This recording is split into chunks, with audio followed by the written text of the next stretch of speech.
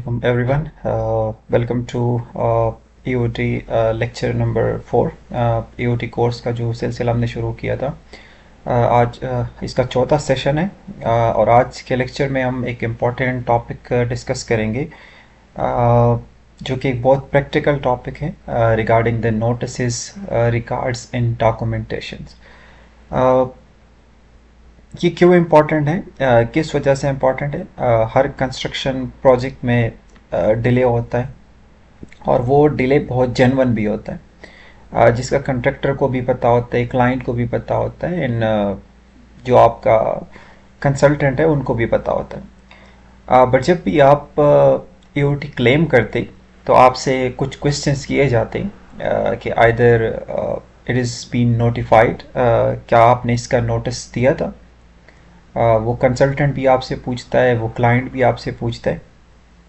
तो इसलिए उस क्लेम को स्ट्रॉन्ग बनाने के लिए आपको नोटिस देने पड़ते हैं, प्रॉपर रिकॉर्ड्स आपको मेंटेन करना पड़ता है, और उसके साथ साथ डॉक्यूमेंट्स भी सबमिट करवाने पड़ते हैं।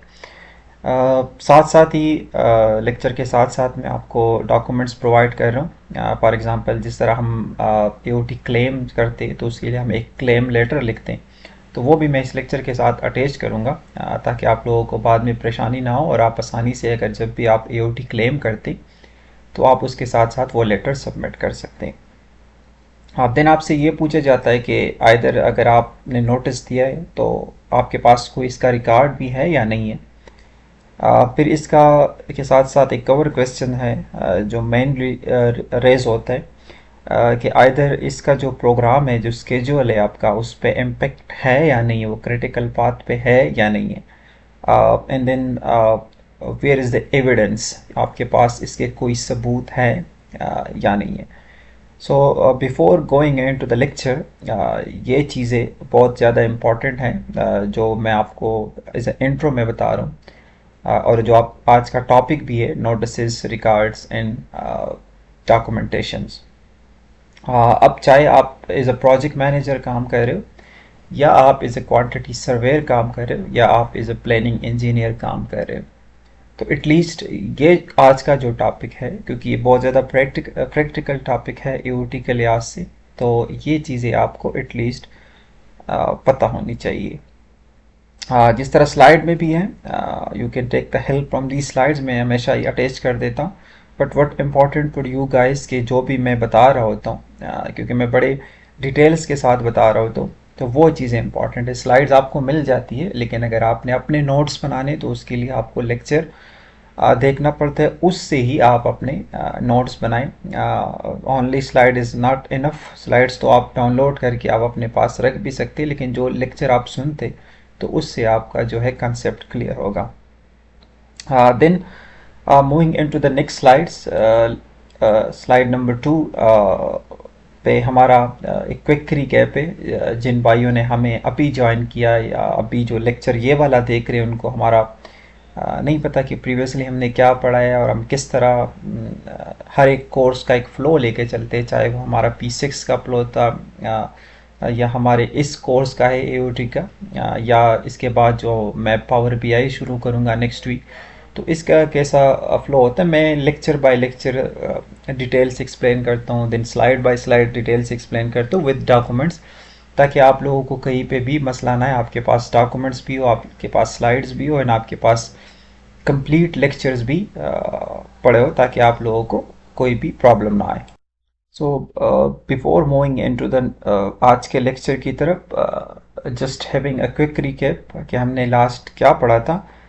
लेक्चर 3 में हमने डिस्कस किया था what we have learn so far, कि एंटाइटलमेंट क्या होता है।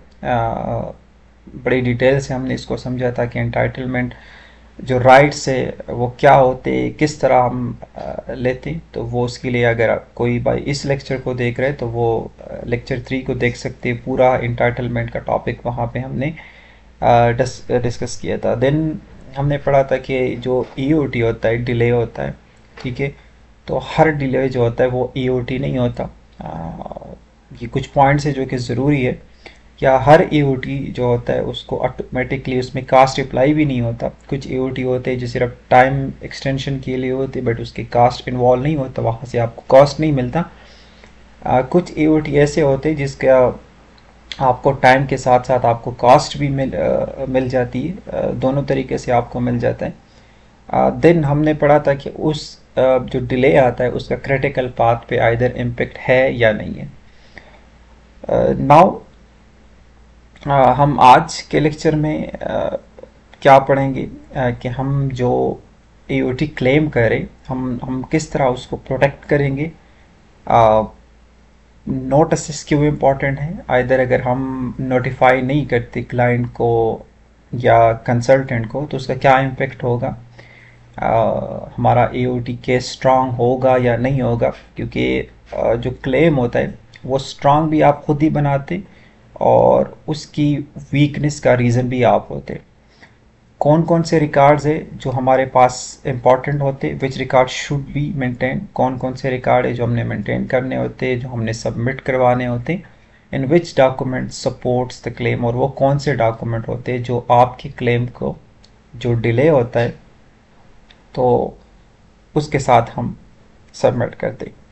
लास्ट लेक्चर में हमने पढ़ा था कि हम ये चीज़ें तलाश करते या हम चीज़ों को देखते कि डिले किसने काज किया, आइदर वो एम्प्लॉयर ने किया या कंट्रैक्टर की वजह से या न्यूट्रल इवेंट था या कंकरेंट डिले था, आई मीन टू से कि दोनों की तरफ से था। फिर हम चेक करते, हमने चेक करना होता है कि आइदर डिले क्रिटिकल पाथ पे है या नहीं है। अगर डिले किसी नॉन क्रिटिकल एक्टिविटी में है और प्रोजेक्ट कंप्लीशन डिले नहीं हुई तो वो एओटी नॉर्मली स्ट्रांग नहीं होती। तो ये चीज़ें थी जो हमने लास्ट लेक्चर में पढ़ी थी, and now we will be move ahead to this lecture number 4, और आज हम जो है वो डिस्कस करेंगे about the notices, regards and documents. तो आज का जो बेसिकली टॉपिक है, आज का जो हमारा एजेंडा है वो है about the notice, records and documents, जो कि आपको स्लाइड में नज़र आ रहे हैं। Notice, records and documents slide आपको मिल जाएंगे। जो मैं बता रहा हूँ तो वो चीज़ें इंपॉर्टेंट होती है। अच्छा, जो हमारा एजेंडा है आज का वही है, फर्स्ट मैं नोटिस से शुरू करूँगा कि एक एओटी क्लेम्स में या डिले एनालिसिस में या क्लेम मैनेजमेंट में, जो कि हमारा कोर्स है बेसिकली, उसमें नोटिस का रोल क्या होता है। ठीक है, inform the engineer employer early and reserve the right to claim. ठीक है, इन्फॉर्म द इंजीनियर और एम्प्लॉयर अर्ली, कब हमने उनको नोटिफाई करना है, किस तरीके से करना है और इसका रोल क्या होता है, वो आज हम डिस्कस करेंगे। सेकंड नंबर पे रिगार्ड्स। रिकॉर्ड्स क्यों इम्पोर्टेंट होते हैं, कौन कौन से रिकॉर्ड हमने मेंटेन करने होते हैं और किस तरह एक एज अ प्लानिंग इंजीनियर मैं उसको रिकॉर्ड करूँगा। Maintain daily evidence, what is day to day happening, either हमने डेली मेंटेन करना होता है, वीकली मेंटेन करना होता है या मंथली मेंटेन करना होता है, किस तरह हम उसको मेंटेन करते।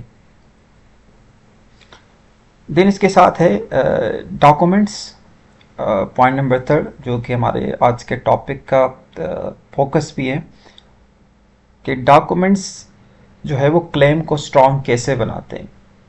ठीक है, अगर आप एक क्लियर डॉक्यूमेंट्स हो, आपने उस क्लास को मेंशन किया हो जिसकी वजह से आपका डिले आ रहा है और आपका डिले है और वो क्लास मौजूद है आपके कॉन्ट्रैक्ट डॉक्यूमेंट में, तो वहाँ से आप एक प्रॉपर डॉक्यूमेंट देते और आप उसमें वो जो इफेक्ट है उस प्रोग्राम पे वो आप क्लियरली डिस्क्राइब करते हैं। और इसके साथ साथ हम पढ़ेंगे कि इंजीनियर्स को जब एओटी क्लेम प्रिपेयर करते हैं, कोई भी इंजीनियर जब एओटी क्लेम को प्रिपेयर करता है तो प्रिपरेशन के वक्त क्या चेकलिस्ट को फॉलो करना पड़ता है, वो कौन सी चीज़ें होती है जिसको आपने टिक मार करना होता है ताकि हमारा जो एओटी केस है वो एक स्ट्रॉन्ग केस हो।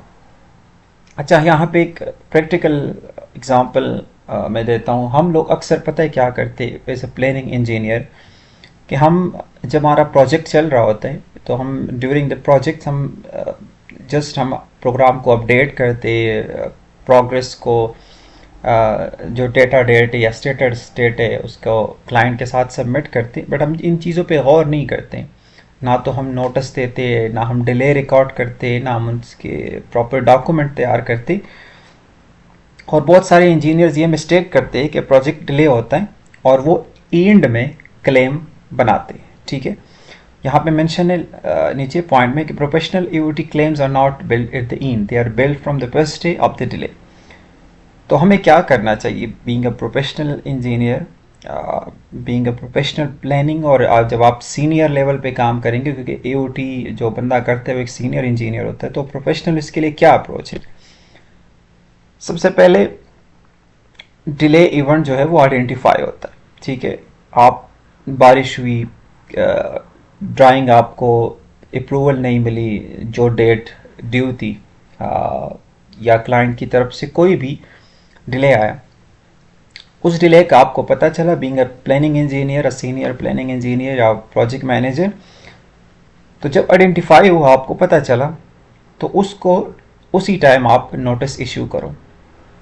जब आप नोटिस इशू करते हैं तो उसके साथ साथ आप डेली बेसिस पे, फर्स्ट पॉइंट हो गया आपने नोटिस इशू किया, एंड देन पॉइंट नंबर 2 कि डेली बेसिस पे आप पे रिकॉर्ड मेंटेन करो। अब रिकॉर्ड किस तरह मेंटेन करते हैं? आपके पास डेली प्रोग्रेस रिपोर्ट आता है, उसमें ये सारी चीज़ें मेंशन होती है, हमारे कितने मैन पावर लगे हुए, कितने हमारे मशीनरी लगी हुई है। अब अगर डिले आया है तो किसी न किसी वजह से आया, अब आपके तो लेबर फारिग बैठे हुए या आपका जो मशीनरी वो आइडल खड़ा है, वो काम नहीं कर रहा, तो आपको डिले आइडेंटिफाई हो गया, आपको पता चल गया प्लानिंग वजह से है, इस वजह से हमारा डिले आ रहा है। देन आप उसी डे प्रोग्राम को प्रॉपरली अपडेट करो। आप डेली करते हो, आप वीकली करते हो, it's up to you, but आप जब आप अपडेट करो प्रोग्राम को, सो देन उसका जो काज होगा जिस डिले की वजह से या जिसका जो इफेक्ट आएगा उसको डॉक्यूमेंट करो, उसको अपने साथ लिखो, अपने साथ एक एक्सेल की शीट बनाओ, उसको नाम दो डिले लेजर, या जिस तरह हम रिस्क रजिस्टर बनाते हैं उस तरह हम एक डिले रजिस्टर बना सकते हो। उसको आप प्रॉपरली डॉक्यूमेंट करो, डेट, वहाँ पे डेट मेंशन करो, इस डेट को हमारे यहाँ से यहाँ तक डिले आया, either it's 3 hour 4 hours, 1 day और 2 डे। जब आप ये बनाते हो ना, तो इन पे अगर आपके 3 आवर भी फॉर एग्जांपल डिले हुए, तो जब आप महीने बाद क्लेम को सबमिट करोगे, तो अगर आप महीने में 3 आवर्स एक दिन है, 3 आवर्स दूसरे दिन है, तो वो भी मिल मिला के आपके 2-3 दिन बन ही जाते। ठीक है, तो ईओटी क्लेम जो है, द पर्पज इज, मकसद ये है कि कभी भी वो प्रोजेक्ट के एंड पे नहीं होता। इस स्लाइड का मेन समराइज हमेशा डेली रिकॉर्ड से बनता है, प्रोग्राम अपडेट से बनता है, और उसको प्रॉपर जो है वो डॉक्यूमेंटेशन की फॉर्म में अपने साथ मेंटेन करना पड़ता है।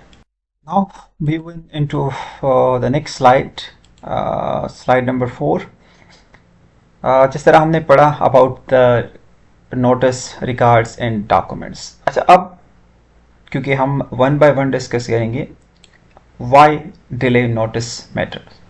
अच्छा, अगर आप नोटिस नहीं देते या आप देते तो उसका आपके केस पे क्या इम्पेक्ट आएगा? अगर आप नहीं देते तो क्या इम्पेक्ट आएगा, अगर आप देते तो क्या इम्पेक्ट आएगा? अच्छा, अब what is notice? Basically notice है क्या चीज़? अगर सिंपल वर्ड्स में मैं इसको डिफाइन करूं, सो इट्स, आप इसको कह सकते हैं कि फॉर्मल रिटन कम्युनिकेशन है, फॉर्मल रिटन कम्युनिकेशन। आइदर आप ईमेल के थ्रू करते या आप एक प्रॉपर लेटर के थ्रू करते, just to inform the engineer like client or employer that the delay event has occurred which may affect the project time. एक फॉर्मल कम्युनिकेशन है, आइदर आप ईमेल के थ्रू करते, आप लेटर के थ्रू करते, just to inform the employer कि delay हुआ है और इसका प्रोजेक्ट पे क्या इम्पैक्ट आएगा। अच्छा, जो यहाँ पे मेंशन है, notice is not a full claim, ये क्लेम नहीं होता, it's just a first step, just to inform them. और नोटिस का पर्पस क्या होता है? पर्पस के इंजीनियर को टाइमली इन्फॉर्म करना, डिले इवेंट को ऑफिशियली रिकॉर्ड करना, इन कंट्रेक्टर का जो जिसके लिए आप काम कर रहे हो एक कंट्रेक्टर के लिए उसके कंट्रेक्चुअल राइट को प्रोटेक्ट करना। सो फ्यूचर एओटी के लिए बेसिकली आपने एक बेस बनाना है, एक बेंचमार्क बनाना है। आपके पास स्ट्रॉन्ग एविडेंस होंगे हर चीज़, आपके पास जब बेस स्ट्रॉन्ग होगा तो आपके फिर हर चीज़ें स्मूथ चलेंगी। एग्जांपल मैं अगर रियल लाइफ की दूं तो फॉर एग्जांपल कि एक कंट्रैक्टर है, उसने फाउंडेशन वर्क स्टार्ट करना था 10 जुलाई को। आप उस पर एज ए प्लानिंग इंजीनियर काम कर रहे, आपका ही प्रोजेक्ट था, आप एज ए कंट्रैक्टर इंजीनियर आपने फॉर एग्जांपल 10 जुलाई को शुरू करना है काम, ठीक है।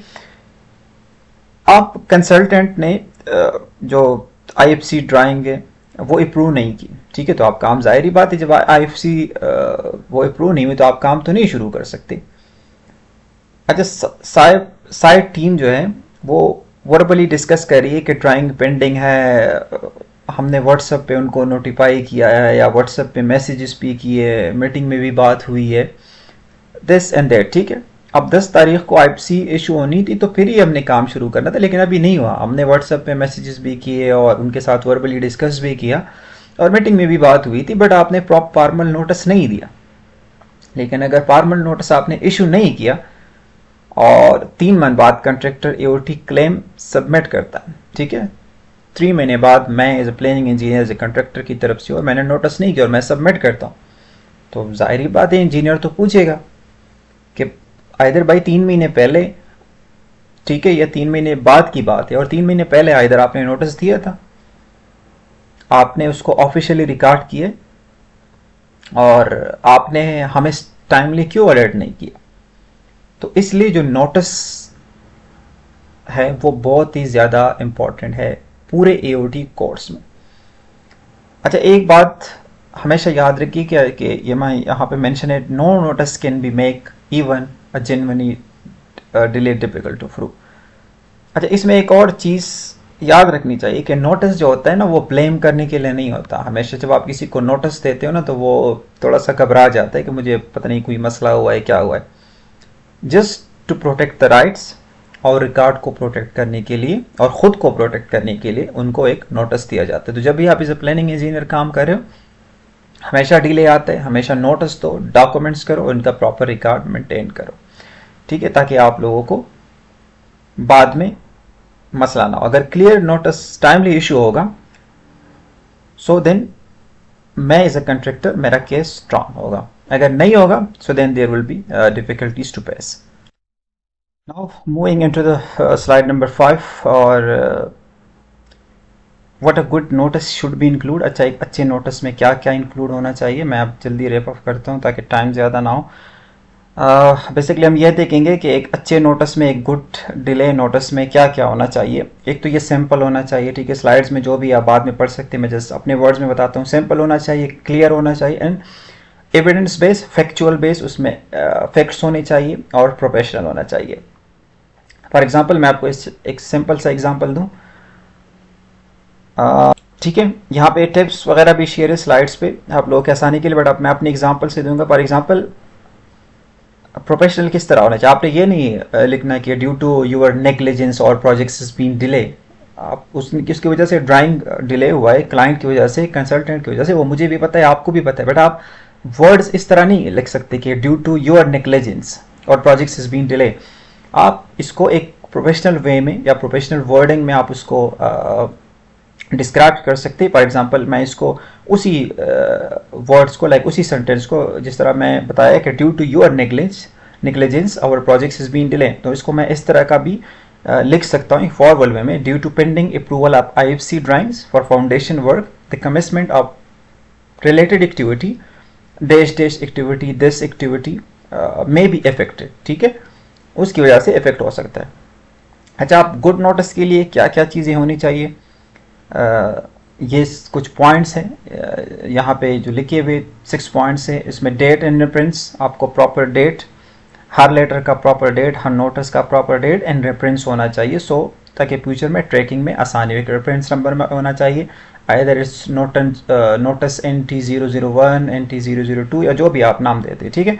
सब्जेक्ट क्लियर होना चाहिए, सब्जेक्ट से इमीडिएटली आपको पता चल जाता है, जो भी लेटर का सब्जेक्ट वो पता चल जाता है कि बंदा क्या मांग रहा है या क्या डिस्क्राइब करना चाह रहे हैं।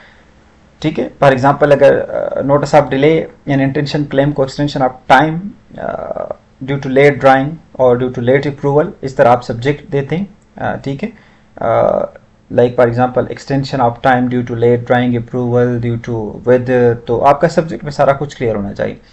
फिर उसका डिस्क्रिप्शन जो होता है, जो सब्जेक्ट के बाद आप लिखते हैं वो भी एक क्लियर होना चाहिए। डिले किसकी वजह से हुआ, late drawing, late approval, late site access variation और अथॉरिटी अप्रूवल, जो भी है वो आप क्लियरली यहाँ पे पॉइंट नंबर 2 में एक्सप्लेन करते हैं।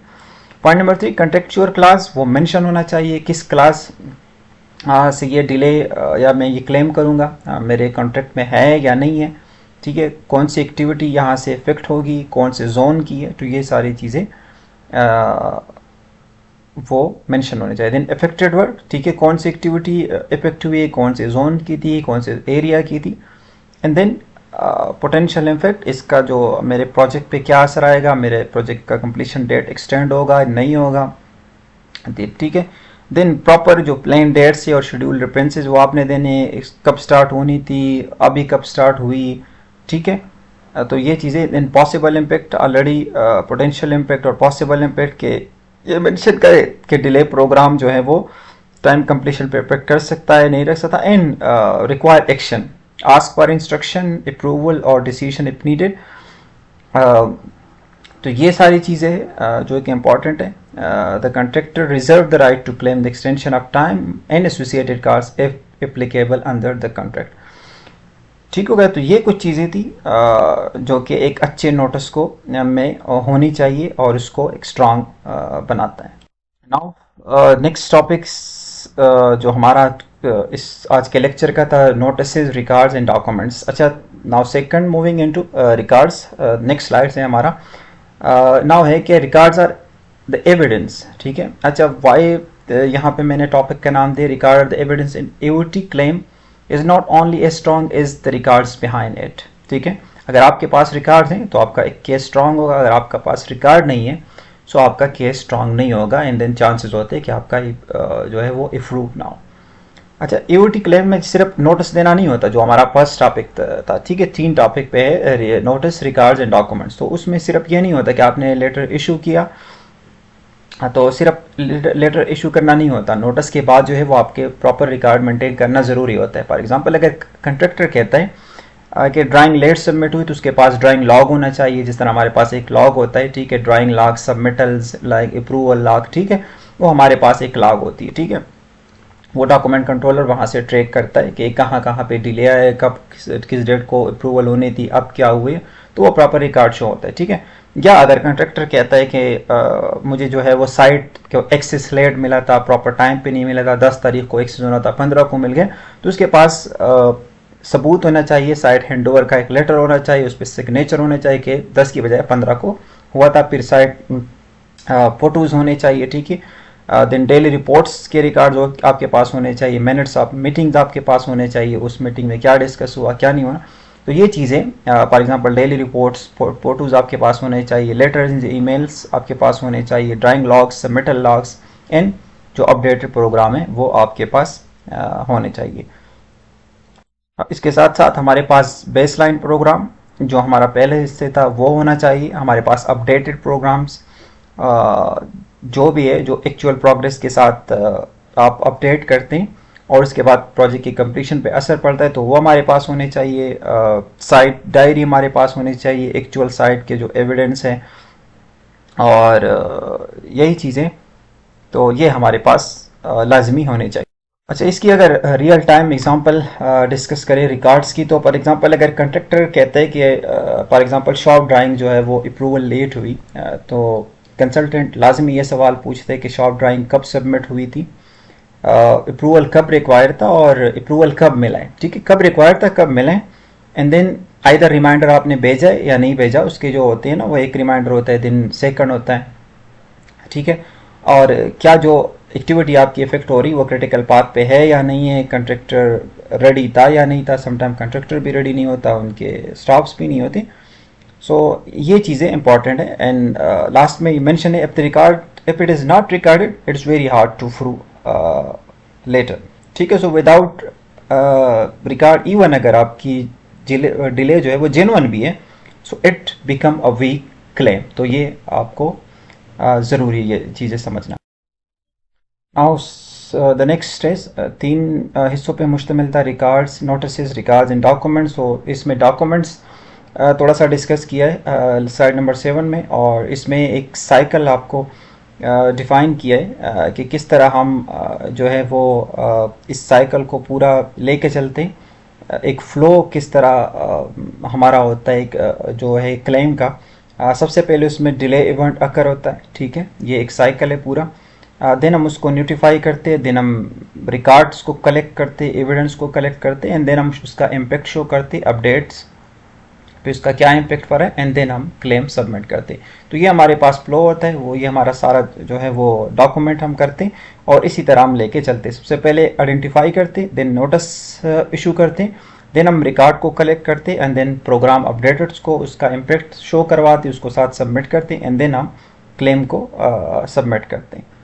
अगर इसको हम रियल लाइफ एग्जांपल में इस फ्लो को किस तरह हम करेंगे, रियल लाइफ एग्जांपल में, फॉर एग्जांपल मैं एक ही एग्जांपल को लेकर चल रहा हूँ. फॉर एग्जांपल ड्राइंग की अप्रूवल है, वो पेंडिंग हुई, ड्राइंग अप्रूवल लेट हुई, नहीं हुई, कंट्रैक्टर ने नोटिस इशू किया. ठीक है, पहले इवेंट था, अप्रूवल लेट हुई, देन नोटिस इशू किया, देन ड्राइंग लॉग को मेंटेन किया, रिकॉर्ड्स. ठीक है, एक लॉग है आपके पास, वो रिकॉर्ड मेंटेन हुआ, डेली रिपोर्ट में उसको मेंशन किया. ठीक है, कि फाउंडेशन वर्क स्टार्ट नहीं हुआ, किस डेट को स्टार्ट नहीं हुआ, किस टाइम को स्टार्ट नहीं हुआ. ठीक है, देन अपडेटेड प्रोग्राम है, उसमें फाउंडेशन का डिले है वो शो करवाया, क्रिटिकल पाथ पे उसको प्रूव किया, एंड देन आपने एक प्रॉपर जो है वो क्लेम सबमिट किया. ठीक है, तो ये इसका समराइज फॉर्म. तो मेन मकसद ये है कि एओटी क्लेम जब भी आप सबमिट करते तो इसका ये एक सिंगल डॉक्यूमेंट नहीं होता, ये एक चेन होता है, ये एक कम्प्लीटली चेन होती है. आप इवेंट्स का, नोटिस का, रिकॉर्ड्स का, program in analysis, and then further moving ahead to the submission. इस फॉर एग्जांपल इस चेन में कोई भी लिंक या कोई भी पॉइंट मिसिंग है तो आपका जो केस है वो स्ट्रांग नहीं होता, एंड देन चांसेस होते हैं कि प्रूव ना होगा. फॉर एग्जांपल नोटिस मिसिंग है, इवेंट है, नोटिस नहीं किया, या नोटिस किया है, रिकॉर्ड्स नहीं है, तो स्टिल अ प्रॉब्लम. या रिकॉर्ड्स हैं, नोटिस भी, इवेंट्स भी, अपडेटेड प्रोग्राम नहीं है, वो तो लाजमी होते, तो फिर भी प्रॉब्लम है. तो इन चीज़ों में अगर कोई भी लिंक या कोई भी चीज़, कोई भी पॉइंट मिसिंग हो, सो देन आपके लिए प्रॉब्लम हो सकती है.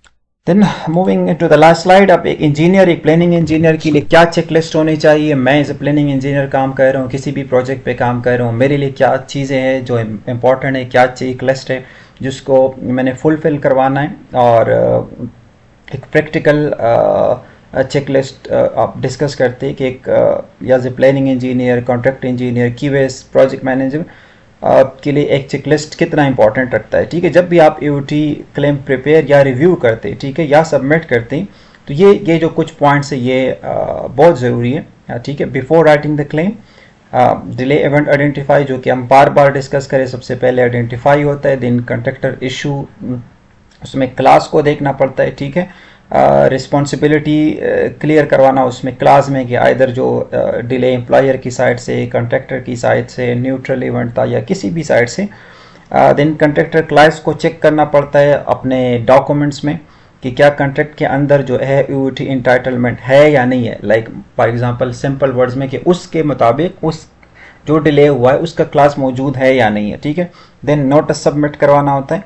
ठीक है, रिकॉर्ड्स अवेलेबल है, चाहे वो डेली रिपोर्ट्स पे हो, लॉग्स हो, फोटोज़ हो. ठीक है, अपडेटेड प्रोग्राम, क्या अपडेटेड प्रोग्राम अवेलेबल है, क्या क्रिटिकल पाथ पे इम्पेक्ट शो किया था, नहीं शो किया था.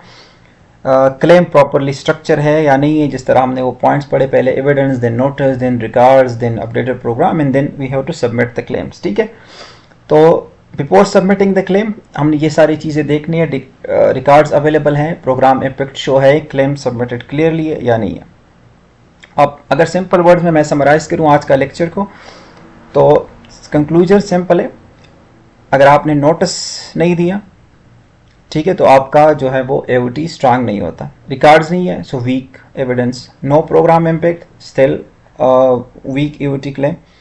सो समरी के एक अच्छा एओटी क्लेम जस्ट सिर्फ आप डिस्कशन से नहीं होती, मिनट्स ऑफ मीटिंग से नहीं होती, या इमोशन से नहीं होती. It's build by a proper time, a proper notice, strong record and updated program, और इसका प्रॉपर आपने काज इन इफेक्ट शो करवाना पड़ता है।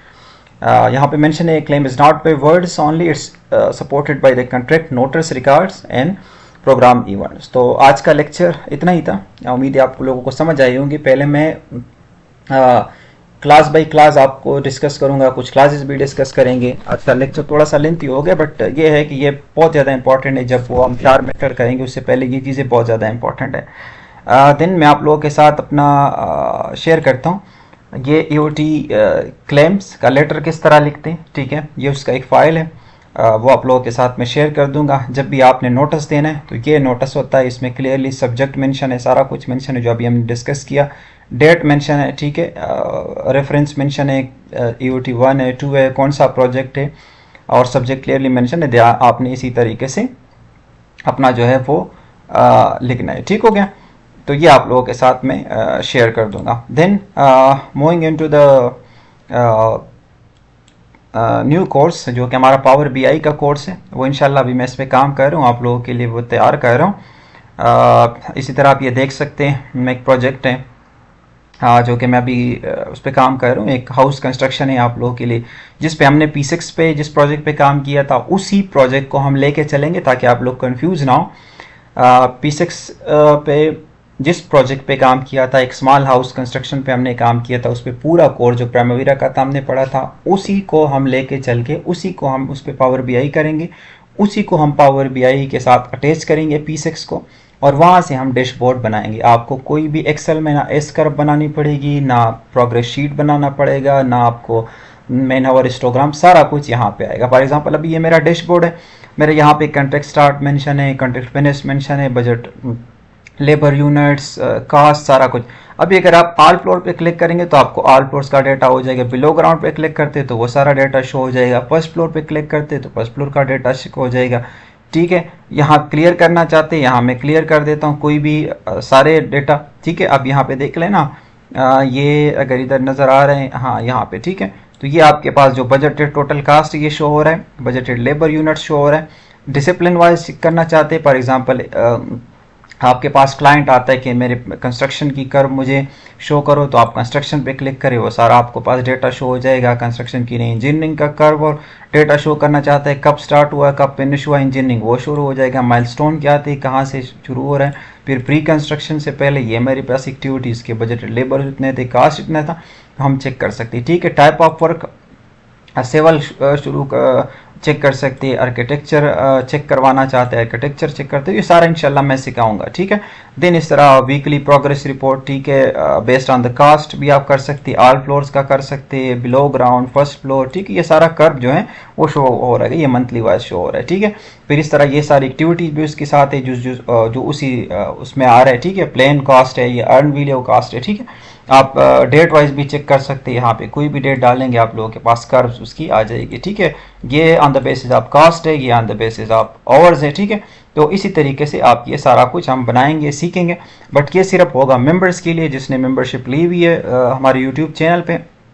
उसका एक सिंपल सा प्रोसीजर है, वहाँ पे जाए, ज्वाइन करें, और इसके साथ साथ जितने भी ये डॉक्यूमेंट्स है, ये सारा आपको डैशबोर्ड वगैरह ये सारे डॉक्यूमेंट्स मिलेंगे, पावर BI का सॉफ्टवेयर मिलेगा, हर चीज़ उस पर आपको मिल जाएगी। It's not a free course, क्योंकि ये हमारे सिर्फ मेंबर्स के लिए, ज़ाहिर बात है जब उन्होंने मेंबरशिप ली हुई है, वो मेंबर हैं, तो सबसे पहले राइट उनका बनता है, तो ये वीडियोस उनके लिए होगी। और ये पूरा कोर्स है, और बड़े बेसिक से, जिस तरह प्राइमरी P6 आपको सिखाया, उसी तरह बेसिक लेवल से समझाऊंगा किस तरह हमने कनेक्शन बनाने, किस तरह अटैच करना है। आपका एक्सेल का काम ख़त्म हो जाएगा, आपने एक प्रोग्राम बनाना है अपना, बस P6 में जो भी आपका प्रोजेक्ट होता है और उसको इसके साथ लिंक कर देना है, अटैच कर देना, और ये सारी चीज़ें आपको बनेंगी। और जब भी कोई मांगे, किसी भी डेट का मांगे, ठीक है।